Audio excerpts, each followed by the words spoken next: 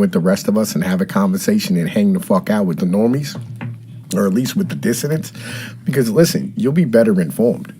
And you can bring better messaging to the masses. So hopefully this reaches fucking Tim Pool. Somebody, I'm gonna clip this, you know what I mean, when I'm done. And somebody send this fucking clip to him. So like, yo, listen, because it's dumb that we're not having these conversations about what needs to be fucking had a conversation about. Let's keep going. I'm curious your thoughts on where we end up in the next 5 years, considering, you know, I'll put it this way, Gen Alpha is half the size of Gen Z. Yeah. So it's a mathematical impossibility to recover unless Gen Alpha has 6 kids each. Well, there's two things going on at once, and they're both antithetical. There's this insane influx of immigrants, and even before Biden, there was, I would say, 30 million illegals in America. He let in 12 million. That's Ellis Island's entirety, over 80. First off, can I say, based, right? Now, we've all had this conversation. Those of us who were older and were able to watch like content back in the day, in particular like movies and stuff, the stuff that we watched back in the 90s. I remember when American History X came out and there was Edward Norton on the screen. And he goes, there's 30 million of these motherfuckers bedding down in America right now. That was 1990 fucking 2, son. Let's be honest. There might be 100 million illegals here. And we're going to get into more of this later on because I got another fucking story about illegal immigrants that y'all ain't going to fucking believe. Let's keep going. 80 years. So even if Trump deports 10,000 a day for the remaining of his term, we're still back to 30 million. So you have that problem, and then you have the problem of course, locals not breeding. And they're not a good combo. I don't know, there's something about God put this little microchip in every group. I used to say it was whites, but it's every group. When they get successful, they stop breeding. I don't know why that is. Like, yo, listen, it's urbanization. All right, this is really simple. This has happened in Babylon. It happened in Uzuk. It happened in Ugar. It happened in Rome. It happened in Sparta. It happened in Athens. It happened in fucking Persia. Right? It has happened in Babylon. It's happened everywhere. Whenever you have an urbanite population, there's a reason for it too, and it's not behavioral sync. Fucking Tim, fucking retard, right? What it is it's actually because like on a farm, kids are farm equipment. It's a basic thing. You have more kids because kids help you fucking grow. Same as, you know, when you're a hunter-gatherer, you have as many kids as possible. That way, I mean, your kids can help you hunt, right? It makes life easier to have more people. More hands means more food, means easier times. Basic fucking premise. In a city, more hands means more mouths to feed, and they're not helping you eat. It's simple. This is not a difficult thing to actually like understand. This is some basic ass fucking shit. I don't understand why it is we're going through this. Like, dude, like, why haven't y'all been told this shit? Like Mexicans, as they make more money, they have less kids. The Japanese have this same crisis. It's called behavioral sync, and we believe all mammals do it. I don't like that. Have more kids when you have more money. Have less kids when you have less money. It's urbanization, right? This is very simple. It's urbanization. What do you mean you have more resources, so therefore you have less kids? That's legally fucking retarded. Right? Because, like, okay, if you go out into the wilderness, all right, and you have, like, you know, say a set of deer who run into a favorable set of circumstances, their population numbers will explode. This happens in every mammal, right? It's not how this works, right? Their population number will explode, and then it will implode. The reason why it implodes is because they eat all the fucking resource. This is not hard to understand. I don't get why it is. Like, listen, like y'all are ridiculous right now. You know, like this is some ridiculous shit. Like, listen, let me see if I can find because I should have man, listen, is this it? Hang on, Bradley. Wait a minute. Where the hell got these stored at? Pictures? Bradley, listen, hang on. Let me see if I can find this picture. Because there's a really good graph that'll make everybody understand this, right? Because this is some simple stuff. Like, yo, hang on, I'm looking for the oil graph, right? Listen, because This is some simple, basic, normal stuff, right? That we ran into a favorable set of circumstances. Here it is, right? Listen, I'm gonna drag this over. I'll put this in here. Here, look. This is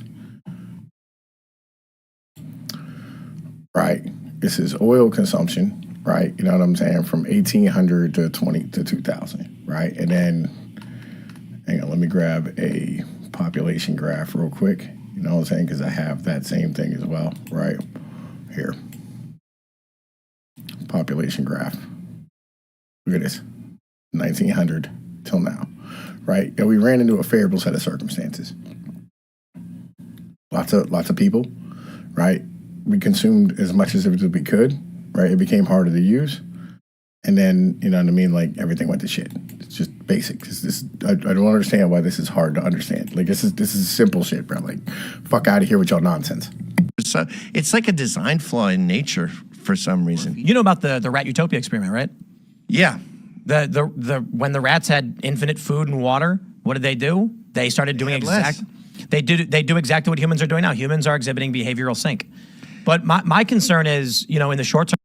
I mean, that's not what Rat Utopia was. That was not the end result of Rat Utopia. That's not what John C. Calhoun said. Nobody said this. I don't know why your behavioral sync is a thing, because they had like 10 different behaviors with the fucking rats. They had rats that would just groom themselves constantly. They had rats that, you know what I mean, like would go around and kill other rats that were breeding. They had rats who, like, you know, turned into psychopaths. They had rats that did like, they turned into like autists, right? They had rats that just basically became depressed and just ate everything constantly. Like, listen, bro, like, what are you talking? This is dumb. Stop saying these words. Like, stop saying these words. Like, this is stupid.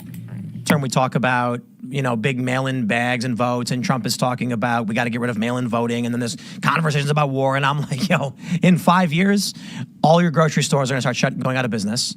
You're not going to be able to get certain fruits or vegetables out of season anymore. Your beef, woo, be just close the borders and figure it out. I mean, there's so many different factors. Like, a few people are talking about this. We created, the West is contingent on a lot of things. Western culture was built on cold winters, for one. I got to pickle stuff where I'm going to start. I also think I have to be ultra benevolent. I got to help the retard. Or, can I say that? Or we're all. That's the second time already. So, I imagine you've spent time in like Mediterranean cultures. Yeah. I can't do it. Or the heat? No, the laziness. Yeah, it's brutal. So look at the food. What is siesta? What's your favorite Costa Rican food? No. There's no such thing. Puerto Rican food? It's a hot banana with a little. Yo, Puerto Rican got some slapping ass fucking food. Right, listen, if you've never had like an empanada or like, you know, like a rose con pollo or some shit, right? You know what I mean? Like, yo, Puerto Rican food slaps, son. Like, I don't know what the fuck he's talking about. Like, it's a banana with a string. But listen, Puerto Rican food rocks, dude. That shit hits hard. He's just whining, right? Like, real shit. What is British food? Anybody know? Yeah, I know what Swedish food is. Like, yo, it's pickled fish. Gross. Leaf on it, and then they tie it with a string. What the hell am I eating? A boiled string banana? Hold on. I got to stop you there, buddy. Okay, I can't speak for Puerto Rico. They have something similar, but I think it's Dominican. Mango, you ever have that? No. Okay, for breakfast, you get boiled mashed plantains with pickled onions, fried salami, and fried cheese, and it's like the best breakfast. Okay, fried salami and cheeses, that's me. And that's what they eat. So it's like the Indians. I love their little beaded shoes, but those beads are mine. Like, half the time any culture has anything good, it's like my shit. Okay, let me say, though. Spain, right? I went to Southern. Literally, like, yo, you ripped off all your shit from us.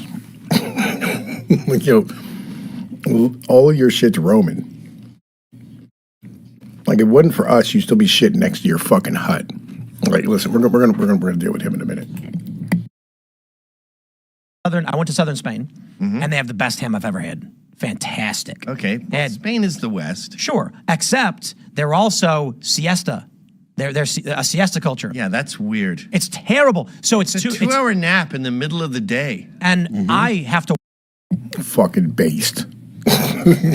Like, yo, Listen, and the only reason why it is like the northern cultures like don't like the siesta culture, siesta shit, is because like they have like fucking 15 hours of fucking darkness every goddamn day, right? The sun doesn't last long in Sweden, right? It just is what it is, right? And depending on how high up in Sweden you go, like them motherfuckers have no sleep schedule. It's just whatever throughout the fucking year because it's like, you know, fucking further north you go, like the longer the sun lasts, like, you know, it has like the had the 30 days a night, 30 days of fucking sunlight thing, or 6 months even, depending on how high you are, right? It would just, yeah, you know what I mean? Like, listen, the sleep schedule, like, siestas are fucking based, bro.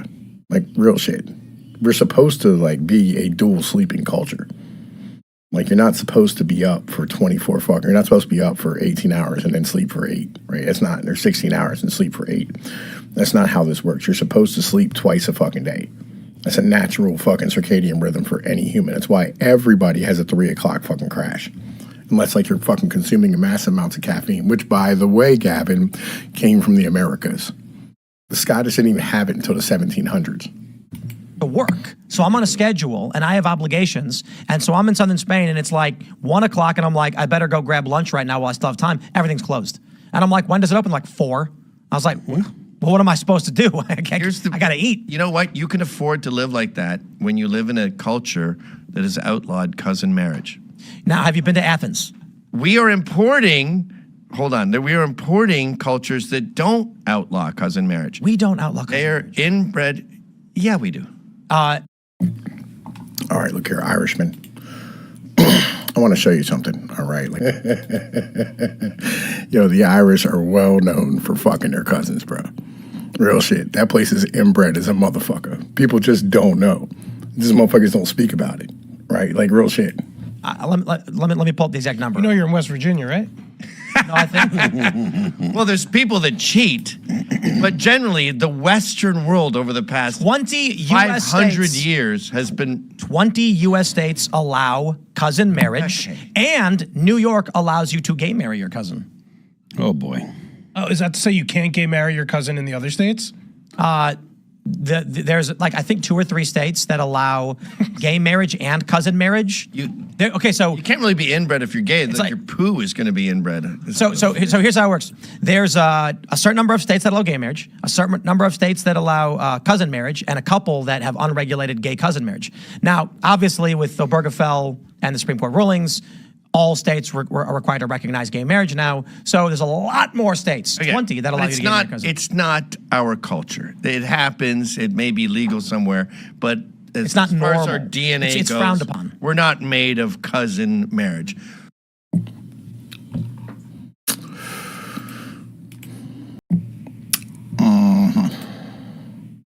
Listen, bro.